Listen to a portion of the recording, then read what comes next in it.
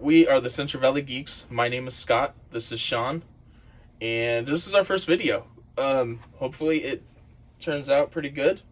My camera's a little wobbly, so I apologize. But today we are going to talk about Star Trek and possibly a little bit of more of our fandoms. I'm just going to mention, like, ironically, I actually did not like Star Trek until I was 10 because my mom didn't like Star Trek. And when she got together with my stepdad, every night at 5 o'clock on Fox 40 in Sacramento, TNG was on, and that was on the TV at 5 o'clock every day. So I got to watch it, and I started liking it. And then when Voyager came out in '95, I was 12 when that came, 11 when that came out, because it came out in early '95. So I still had a bedtime, which was 9 o'clock, which sucked. But on Wednesdays, because my stepdad was such a fan of Voyager, I got to stay up till 10 on Wednesdays to watch Voyager. Yeah, I know. I got you. Look at them now. Talking to both. I don't know if I like the camera right there. We'll see. But I think if we put it here, it's too close. We'll test it. See how it goes for this video and then the next one. Yeah. And then I got to Voyager that way. I even built one of the scale models, had the detail painting and everything. And sadly, my wife made me throw it away like 20 years ago. How to scale? Huge yes, I would. I know. If anyone has a 1/16th model scale of Voyager Enterprise D to find, any Federation ship, I will gladly take that off your hands. He wants a runabout bed. I want a runabout. I want to build a motor home, and I want to put small little nacelles on the side of it. And then, like, when I'm parked or whatever, I want them to, like, be able to go psh, and, like, I even want, like, fog and steam coming out. But that's after I started watching Voyager, then I started watching Deep Space Nine. Sadly, my stepdad passed away in August of '97. So it was actually unfortunate that he never got to see Jerry Ryan, a 7 of 9, or anything since then. But it was literally just weeks before the season premiere of season 4 of Voyager. And because of that, I got into Deep Space Nine. At first, I didn't like it. I thought it was kind of boring. Started getting into it probably around season 3 or 4, which would have been 96, 97. Which is when it started actually getting good. Even if you go back and watch it now, the first couple seasons are okay. They've definitely got a good few episodes, especially Duet. But then I watched that, and Enterprise was very hit or miss for me. I didn't really watch that while it was coming out. I've watched it since then, but not back in 2001 when it was on. And then we have New Trek now, and we're going to discuss all that stuff in a later video. But weren't you going to go down your 11 rankings? That's the next video. Oh, my bad. Okay. Oh, that's right. That makes sense. Right now, we're just talking about our love of Trek. By the way, it was just TOS, not the original series, sorry. The Next Generation was just on TV a lot, so I watched it when it was on growing up. Then eventually, also on Fox 40. Eventually, I was able to stream the original series, and that was much better.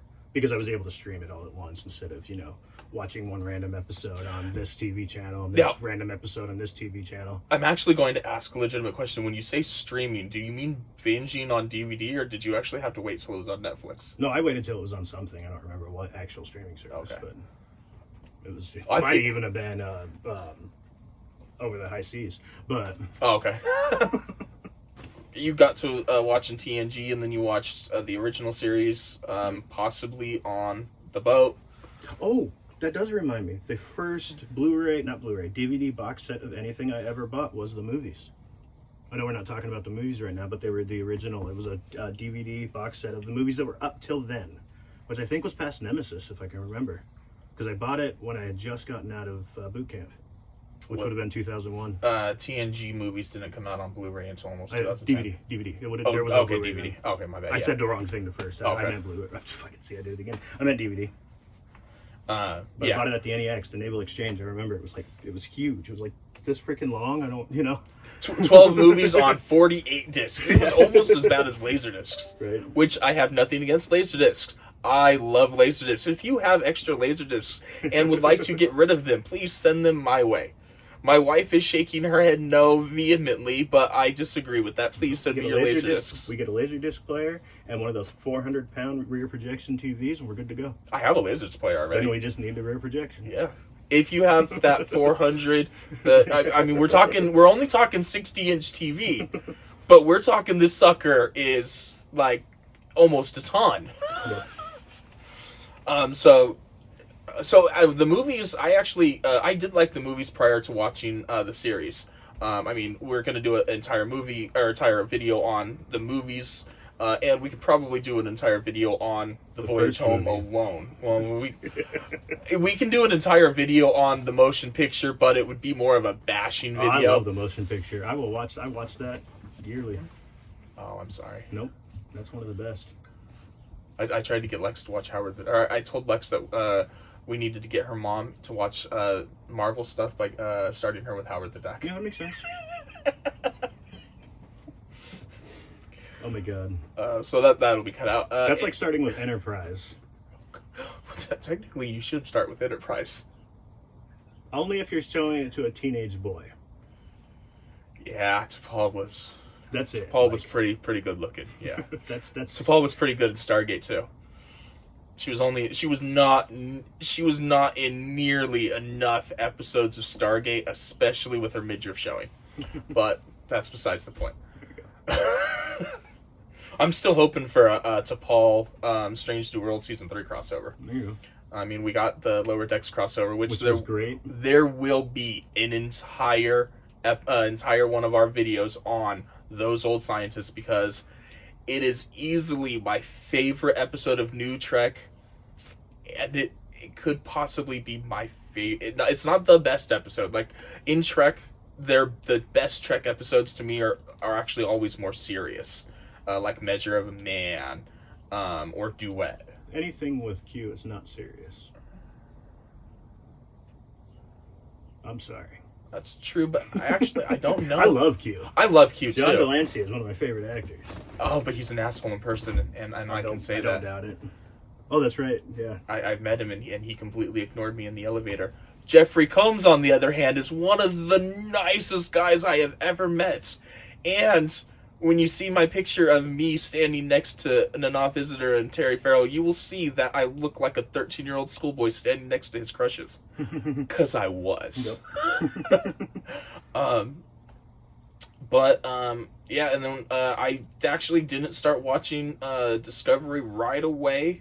I think I waited till the first season was over to start watching it. I tried so hard.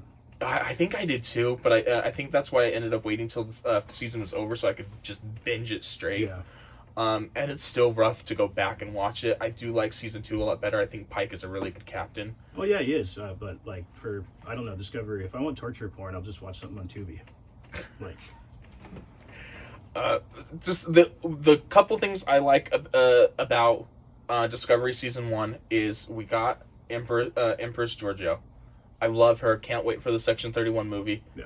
Hurry up and make the Section 31 movie. We got the reintroduction of Tribbles. Yeah. Because he had the pet Tribble. Speaking of which, can you hand me my bag?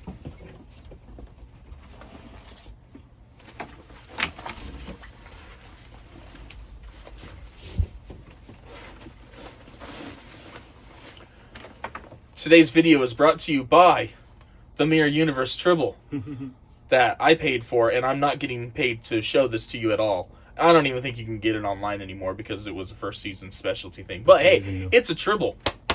And its batteries are dead because it's supposed to make noise. But don't feed it too much because it'll multiply.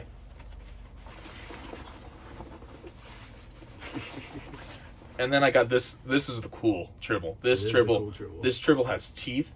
It's a Mirror Universe Tribble that we have never canonically seen that I would love to see canonically. These are our sponsors. Thank you. Thank you to the Tribbles for not multiplying. There you go. And Although it would solve world hunger in multiple ways. We're actually funny that you mentioned that. This fits with the video. Eventually, I want to start making merchandise for us and stuff. And do you remember the short trek with John H. Benjamin or H. John Benjamin? I always reverse his name. No, I didn't watch the short treks. Okay, so there's the short trek with Rosa Salazar, who played Alita, Battle Angel, and H. John Benjamin, who is Bob from Bob's Burgers, or Archer from Archer. Or Archer from Bob's Burgers. Or Archer from Bob's Burgers, or Bob from Archer. Anyways, surprisingly enough, though, H. John Benjamin actually can do voices because he's also the voice of Jimmy Jr. And he's the voice of Edith. One of my favorite parts of the credits is when Edith and Bob are singing Radar Love together. and I'm just thinking to myself, he's singing with himself, and this is great. Because you know he had to sing it by himself, and then he had to put the headphones on, and then he had to he probably sang it as himself first, and then he put the headphones on so he could sing it in the right method with himself, but as Edith. I just think that's cool. But that's completely off topic from Star Trek. But the reason I brought him up is in the short trek, he is actually solely responsible for tribbles reproducing the way that they do. He genetically modified them so that when they are born, they are pregnant, and the tribbles get loose on the ship, and they start multiplying to the point where the ship literally is destroyed, and the tribbles that escape the ship land on a Klingon planet, which is why in Deep Space Nine, Trials and Tribulations, the Klingons hate tribbles so much because essentially the Federation's responsible for domestic, or not domestic, but just terrorism, environmental terrorism on that planet. But Rosa Salazar goes, this explanation of the short is longer than the short at this point. Probably. Rosa Salazar is in front of the Board of Inquiry because her ship got destroyed. Literally, she was promoted to captain from under Pike, and then a week later her ship is destroyed. And they're asking her questions, and she looks at the camera, but it's meant to be that she's looking at the judges, and she says he was an idiot. And ever since then, my wife has wanted a shirt with his face on it, and it says he was an idiot underneath it. And even better too, he comes out of when the shit starts hitting the fan, he comes out of his quarters in his tidy whities. Nice. So that's going to be the picture that goes on the shirt with the "he was an idiot" on underneath it. Very nice. Look for that very far down the future, because this is the first video. I'm not going to have merch for a long time, but that's going to be one of my first merches. With general Star Trek stuff out of the way, hashtag save Star Trek Prodigy. We need season 2. I want to see the EMH. We've already gotten the mobile emitter in both season 2 and season 3 of Picard, so there's no reason we shouldn't be able to get the EMH. One of my favorite characters. Robert Picardo is awesome. Yes, he is. Anything else to say about Star Trek before we kill this video and move on to the next? Nope.